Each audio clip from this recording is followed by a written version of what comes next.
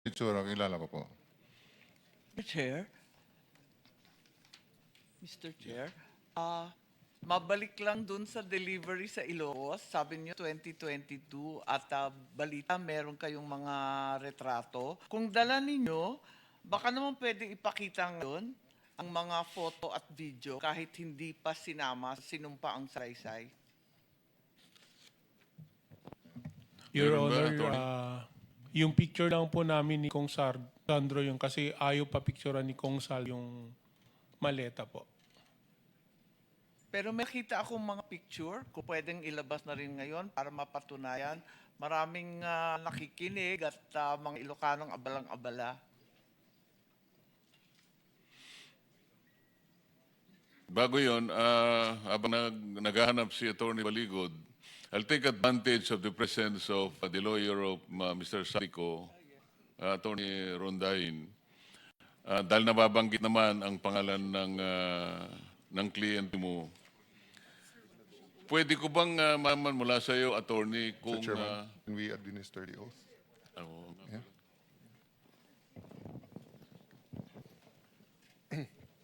Just raise your right hand.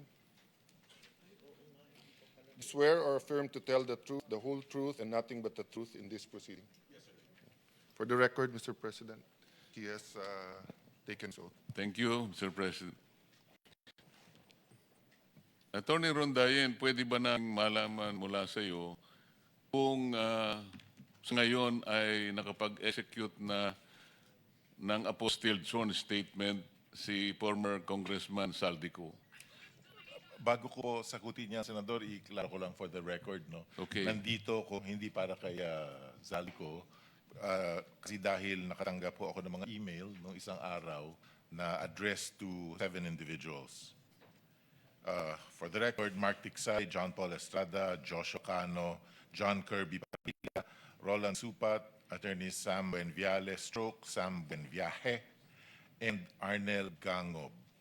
Natanggap ho ito sa office ko, care of sa akin, pero hindi ko ho kala ito mga to, hindi ko ho mga kliyente ito mga to. Pero nakareceive rin ho ako ng similar subpoena in the past. Nagsumulat na rin ako sa Blue Ribbon na sinasabi ko, hindi ko ho kliyente to. Pero apparently my name is still on the record, so I thought na mabuti na magkita na ako dito. Mula sa salaysay ng mga inimbita nating mga ex-soldiers, palaging ito yung nababanggit nila, mga personal executive assistants ni former Congressman Saldico. Kaya minabuti namin na ipatawag din sila. Siguro dahil for purposes of invitation, kinakailangan yung address. Kaya nai-email siguro. Siguro, naririnig ko ng pangalan ng Mark Tiksay at sa John Paul Estrada, pero hindi ko ho sila kilala personally. Sa kanilang mga salaysay kasi paulit-ulit na itong dalawang ito ang unang-una ay nagbibilang ng pera para ilay sa maleta. Sila yung sila yung pinagkakatiwalaan ni former Congressman Saldico para sa mga deliveries. Kaya po sila nababanggit. Pero ang tanong ko, dahil sa kayo po talaga ang official na designated na counsel ni former Congressman Saldico. Yes, sir. To the extent that... So, baka naman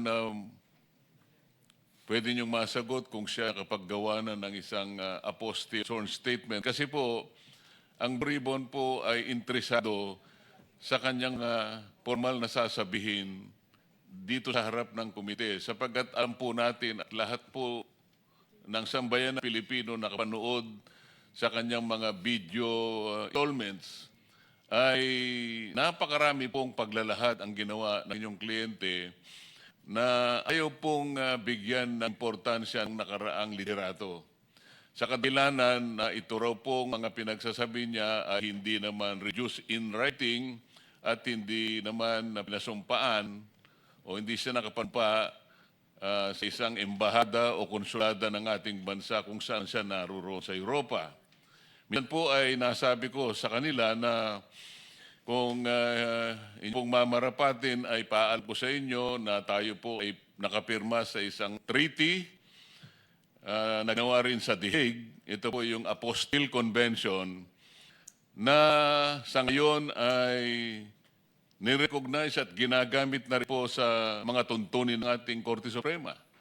Ang ibig sabihin po nito, kapag si Ginoong Saldico ay humarap sa isang may kakayahang abogadong magnotaryo ng kanyang salaysay at yun ay certify na inapostille, yun po ay parang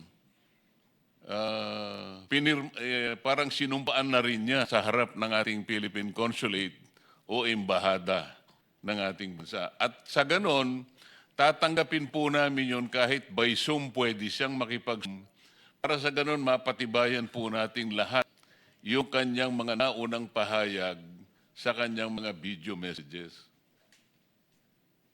Nasabihan ko na rin ho siya dyan nung request ako the first time.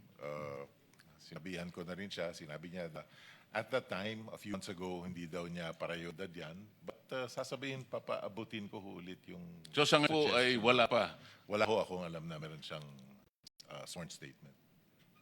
At maaari po bang mag-request ang komite sa pamamagitan ninyo na kung siya po ay makapag-execute ng isang apostille na sworn statement, yun po tatanggapin namin sapagkat no less than the Supreme Court already incorporated the Apostille Convention into the rules. I will relay it. Then. Salamat po, Attorney. Thank you. So, Attorney Baligod, I'm sorry, Mr. Chairman. May I be excused now since I have nothing to contribute? sige Mr. po. Chairman, may I Baka may tanong pa. Yes. No, sundan ko lang yung request, no? Yes, sir. Of course, the number one request is kahit by Zoom kasi iba yung nakro-cross-examine or nakakapag-clarificatory Yes, question. Number two, yung apostille. But in the worst case, halimbawa, hindi siya makapagharap sa consulate natin na dahil delikado yung ano niya, basta ma-verify lang namin na galing sa kanya. Because partong isang malaking puzzle. At sa isang malaking puzzle, kahit pinakamaliit na pyesa, pag nawala, hindi mo mabubuo. And it will be unfair to the Filipino people kung bubuo natin ng konti yung puzzle tapos ituturo natin. Di ba? For example, kay Senator Jinggoy right now, di ba? It's unfair na siya ang nasa kulungan tapos malalaman natin lahat pala itong nangyayari. So, Attorney, I know we're both lawyers, so we're officers of the court, so we'll do our best here. Please do your best then and in search of truth. I will, Thank you. Senator. Thank I you, promise. Mr. Chairman. Request granted. Salamat Thank you. sa inyo, Thank Attorney. you. Thank you, Senators. Thank you, Your Honor.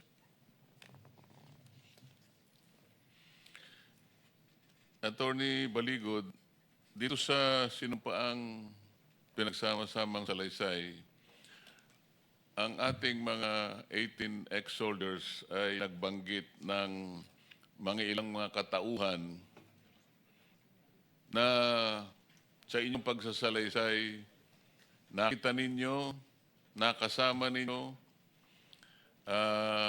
nadalhan pa ng ibang mga maleta. Ang binabanggit ko pong episode na ito ay yung may kinalaman sa pagpunta rito ng binabanggit niyo ng mga ahente ng International Criminal Court or ICC. Sino po sa inyo ngayon na nakaharap sa amin ang merong personal na nalalaman tungkol doon sa pangyayayon na may kinalaman sa pagpunta ng ICC sa ating bansa? Pwedeng itaas po yung mga kamay. So, kung sino po yung unang gustong magsalita tungkol sa usaping ito ay malaya po magpag-umpisa. Banggitin lamang ninyo yung pangalan. Your Honor, ako po ulit si Rosebert Topan. December po 2023, unang dumating po ang unang pagkakaalam po ni is bisita po ni Boss Elizaldico. Sino po? Ang pagkakaalam po namin, sabi po ni Mark Tiksay po namin, may bisita pong paparating si Boss ng mga foreigner. Which later on po nalaman namin na mga investigator po ng ICC. Paano po ninyo nalaman na sila ay mga investigador na galing sa ICC? Your Honor, nakita po namin sa TV po, yung na si Chantal Daniels nag-appear po doon sa sa TV po. Then siya po yung napicturean ko na ini-escorta po namin dito po. Sino po nagbigay sa inyo ng tungkulin na asistihan ninyo yung mga ICC investigators? Paano po nagsimula ang inyong paglilingkod sa kanila? December 23 po, Your Honor, dumating po sila dito. Bumuo po ng team foreigner duty detail po ang team leader namin. Yun po. Then sinundo namin sa airport po, then dala namin sa Setadines, Makati, yung unang accommodation po nila. Paano po ang coordination ninyo? Kailangan ikwento po ninyo, paano ninyo susundo, sino ang nagbibigay sa inyo ng utos, paano na, saan nyo sila dadalhin, saang lugar po nyo dinadala. Kung ano po yung nakasulat dito, banggitin po ninyo for the record. All the time naman po, kasama namin si Mark Tiksay po. Siya po ang assistant po ng mga foreigner po. Then, yung team leader namin po, ang sinasabihan niya kung mga lakad, then kami po ang nagpo-provide ng security po sa kanila.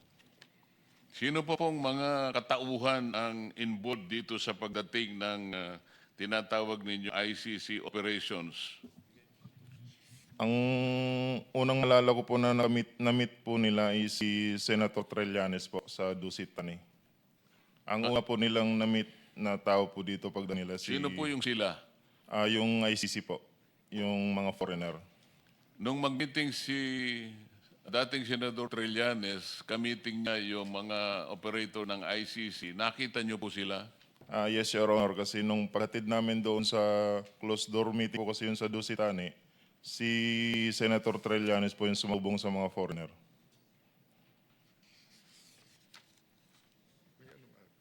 Sir President, if we can get the date later on and then request from that hotel their CCTV footages. So, as Senator Lacson always says, dapat sundan yung ebidensya. So, hindi ko na ulit-ulitin kasi baka makapaghanda yung iba eh. But take note lang ng staff natin, may binanggit silang dili at kaya nating sundan sa ebidensya. That will either prove or disprove yung sinasabi ng ating mga resource persons. Thank you, Mr. Chair. Salamat po.